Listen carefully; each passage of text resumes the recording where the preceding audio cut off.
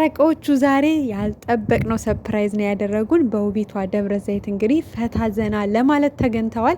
ሰላም ውድና የተከበራችሁ ቤተሰቦቼ እንዴት ናችሁ? ለዚህ ቤት አዲስ ከሆናችሁ በቅንነት ሰብስክራይብ እና ላይክ እያደረጋችሁ አበረታቱኝ። ቻናሌን በጣም ደክሟል። እስኪ ላይክ እያደረጋችሁ አስነሱት እና እንግዲህ ጨረቃዎቹ ማለት ነው አዲሱ ቤት ከገቡ በኋላ እንደዚህ ለመዝናናት ወጣ ብለው አያውቁም። ወደ ደብረ ዘይትም ወደ ሌላም ቦታ ማለት ነው እና ብዙ ጊዜ ኮሜንት ላይም ይጻፍ ነበረ ትልቁ ቤት ከገባችሁ በኋላ ወታችሁ አልተዝናናችሁም ምናምን ነገር እየተባሉ ይጻፍ ነበረ። በእርግጥ ትልቁ ቤት ከገቡ በኋላ እውነት ለመናገር ጊዜም አላገኙም። እንዳያችሁት ትልቁ ቤት በገቡ በወራቸው ነው እንግዲህ ወደ ቡታጅራ የሄዱት። ከዛ በኋላ ከባድ ጭቅጭቅ፣ ከባድ ብጥብጥ ምናምን መጣ፣ የነዩ ጉዳይ ማለት ነውና ከዛ እንዴት በዛ ሁኔታ ውስጥ ሆነውስ ሊዝናኑ ይችላሉ? በጣም ከባድ ጊዜ ነበር። እንኳን እነሱ ማለት ነው ለጨረቃ ፋሚሊ በጣም ከባድ ጊዜ ነበር ያሳለፍ ነውና አሁን ደግሞ ትንሽ ጋፕ ሲያገኙ ትንሽ ጋፕ እንበለው። ምክንያቱም አሁንም ዳር ላይ ሆነው እያጉመተመቱ ወይ ደግሞ እኝኝ እያሉ ስለሆነ በዛ መንደር ትንሽ ጋፕ አግኝተዋል። እግዚአብሔር ይመስገን። እነሱ ዋናው የነሱ የሁለቱ መናበብና መግባባት ነውና ሁለቱ ተናበው ሁለቱ ተግባብተው ያሉበት ሰዓት ነው አሁን። ለዛም ደግሞ እግዚአብሔር እናመሰግናለን። እናም እንግዲህ ትንሽ ጋፕ አግኝተው ትንሽ ለመዝናናት ሄደዋል። እግዚአብሔር አምላክ ደግሞ እዛ የሄዱበት ቦታ በሰላም ጠብቆ ወደ ቤታቸው እንዲመልሳቸው ጸሎታችን ነው እና ደስ ብሎናል። ይገባቸዋል። የምር ከባድ ጊዜ ነው ያሳለፋችሁት። እንደዚህ ደግሞ አሁን ፈታ ማለት ይገባቸዋል።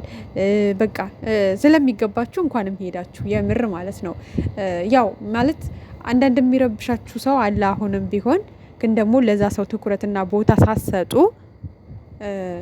ራሳችሁን ዘና ለማድረግ ከከተማ ወጣ ስላላችሁ ደስ ብሎናል። እኛም የምንፈልገው ይሄን ነው። ምንም አይነት ኮሽታ እናንተ እንዳያስደነግጣችሁ፣ እንዳያስጨንቃችሁ፣ እንዳያሳስባችሁ። ምክንያቱም እነዛ ሰዎች ሆን ብለው እናንተ እንድትጨነቁ፣ እናንተ ሰላም እንዳታገኙ፣ እናንተ እንድትረበሹ፣ እናንተ እንዳትግባቡ ሆን ብለው ነው እየወጡ የሆነ ቃል ጣል ሊያረጉና እልም ይላሉ። ወጥተው የሆነ ቃል ጣል ሊያረጉና እልም ይላሉ። ስለዚህ እናንተ ደግሞ የሰዎቹ አላማና ኢላማ ገብቷችሁ ከጉዳይ ሳሰጡት እንደዚህ ተናባችሁ አንድ ላይ በቃ ራሳችሁን ዘና ለማድረግ ስለሄዳችሁ ደስ ብሎናል። እውነት ለመናገር ማለት ነው ሁሌም የምንለው ነው። ጠላት መቼም ላያቆም ይችላል። ሰዎችን ለመረበሽ፣ ሰዎችን ለመበጥበጥ ሊቀጥል ስለሚችል እናንተ ደግሞ በቃ ለጠላት ምንም አይነት ቦታና ጆሮ ሳሰጡ የራሳችሁን ስራ፣ የራሳችሁን ህይወት፣ የራሳችሁን ደስታ ማስቀደም ስላለባችሁ እንኳንም ማስቀደማችሁ ማለት ነው። እኛም የምንፈልገው ይሄን ነው። ምክንያቱም በቃ ማለት አንዳንዴ የማይሰለቻቸው ሰዎች አሉ። በሰዎች ህይወት ላይ ጣልቃ እየገቡ በቃ መረበሽ፣ መበጥበጥ፣ ማናጋት የሚፈልጉ ሰዎች አሉና በቃ ያን ነገር ጉዳይ ሳትሉ ወደ ራሳችሁ ተመልሳችሁ ፈታ ዘና እያላችሁ ስላየናችሁ ደስ ብሎናል።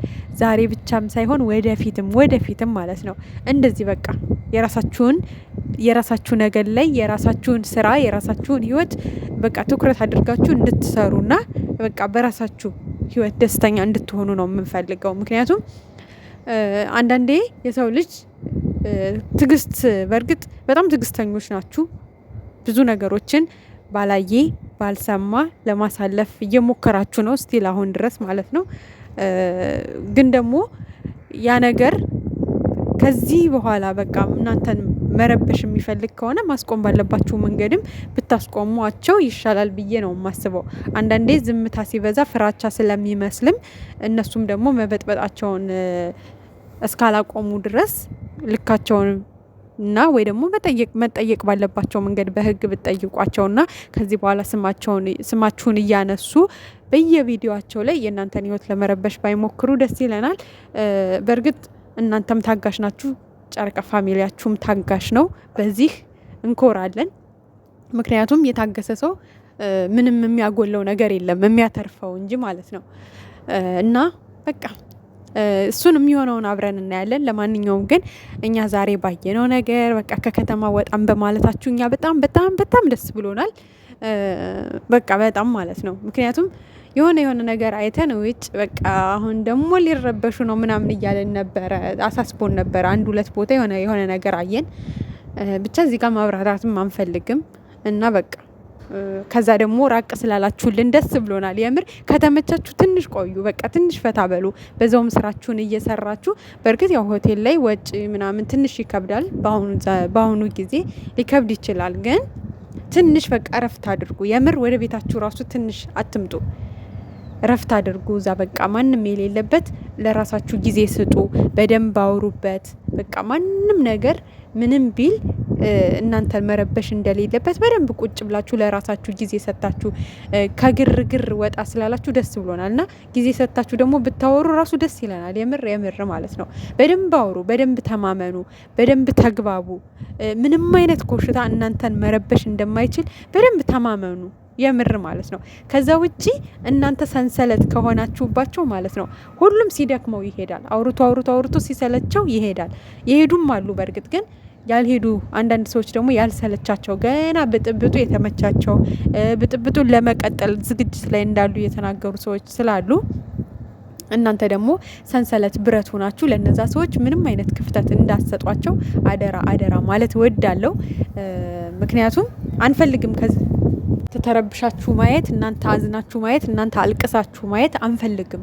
የምር አንፈልግም። በቃ እስከ ዛሬ ያሳለፋችሁት ከባባድ ነገር ይበቃችኋል ማለት ነው። እና ከእናንተም ጭንቀት አልፎ ደግሞ ፋሚሊን በጣም ስለሚጨነቅ ያንን ነገር እንዲመለስም እንዲደገምም የማንፈልገው ነገር ነው በጭራሽ ማለት ነው። እና አሁንም ወደፊትም የምላችሁ ነገር ሁለታችሁ ተናበቡ። በቃ ምንም ቢመጣ ምንም ነገር ላያስደነግጣችሁ፣ ላይረብሻችሁ በቃ ተማምናችሁ ህይወታችሁን እንድትኖሩ ነው የምንፈልገው ማለት ነው። እና መልካም ጊዜ እንደምታሳልፉ፣ ጥሩ ጊዜ እንደምታሳልፉ ተስፋ እናደርጋለን። በቃ ለራሳችሁ ሰፊ ጊዜ ውሰዱ። ከካሜራም ጀርባ ስራችሁ እንዳለ ሆኖ ስራችሁን እየሰራችሁ ቪዲዮአችሁን እየለቀቃችሁ ከዛ ደግሞ በተረፋችሁ ሰዓት በደንብ ቁጭ ብላችሁ ተናበቡ፣ አውሩ፣ ለራሳችሁ ጊዜ ውሰዱ። ጸጥ ያለ ቦታ ቁጭ ብላችሁ ለማውራት ሞክሩ። ምክንያቱም ምናልባት እዚህ ብዙ ጓደኛ ስላለ የሆነ ሁለታችሁ ብቻ ቁጭ ብላችሁ የማታወሩበት እድል ሊኖር ይችላል አይደለ? አሁን ግን እስኪ ወጣ ብላችኋል። ቁጭ ብላችሁ በደንብ ለራሳችሁ ጊዜ ወስዳችሁ አውሩ። ለምንድነው ሰዎች በዚህ ልክ ገብተው ህይወታችን ለማመስ የፈለጉት ምንድነው ምናምን ብላችሁ ማጤንና ማውራት፣ መነጋገር፣ መናበብ አለባችሁ ብለን እናስባለን። በሰላም እንደደረሳችሁ አይተናል፣ እግዚአብሔር ይመስገን። በሰላም ደግሞ ወደ ቤታችሁ እንድትመለሱልን በቃ ከክፉ ነገር ሁሉ ፈጣሪ ጠብቆ መንገዳችሁንም የቀና አድርጎ ወደ ቤታችሁ እንድትመለሱ ጸሎታችን ነው። በተረፈ እዛ ስለሄዳችሁ በጣም ደስ ብሎናል። በጣም ማለት ነው እንፈልገው ነበር ትንሽ ለራሳችሁ ጊዜ የምትሰጡበት ቦታ እንድትሄዱ ወይ ደግሞ ከዚህ ከግርግሩ ትንሽ ራቅ እንድትሉ እንፈልግ ነበረ። ያ ነገር ደግሞ ስለተሳካ ደስ ብሎናል። መልካም ጊዜ